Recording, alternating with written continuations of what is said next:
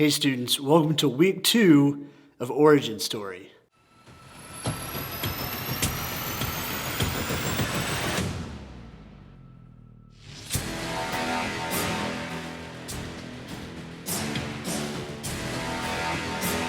You know, superheroes are known for helping people, but you don't have to have superpowers or special abilities to be known for helping people as well. You see, last week we talked about the fact that heroes embrace who God made them to be. The Bible gives us a lot of great examples of what it looks like to be the kind of person that's known for helping people. And obviously, one of the best examples of this is Jesus himself. Obviously, he died for the entire world, but he also paid special attention to the people that were right in front of him. And we see a beautiful example of this in John 13. It may be a familiar story to you. It's the story of Jesus washing the disciples' feet. Now, the shoes that they would have worn back then were not closed like our shoes often are today. They would have worn some sort of sandal-type footwear, and so their feet would have been disgusting from the dirt, from the animal droppings. It wouldn't have been sanitary. But on the last night before Jesus was to be arrested and put to death, he had this incredible conversation with his disciples where he went around and washed each of their feet.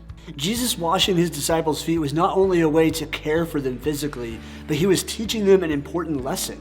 And this lesson is that even before his greatest act of selfless love, Jesus cared specifically for his 12 friends that he was around the most. Jesus modeled love on a so-called smaller scale by washing the disciples' feet. And Jesus makes his purpose clear later on in the chapter. He says this in verse 34 and 35. "A new commandment I give to you, that you love one another, just as I have loved you, you also are to love one another. By this, all people will know that you are my disciples, if you have love for one another."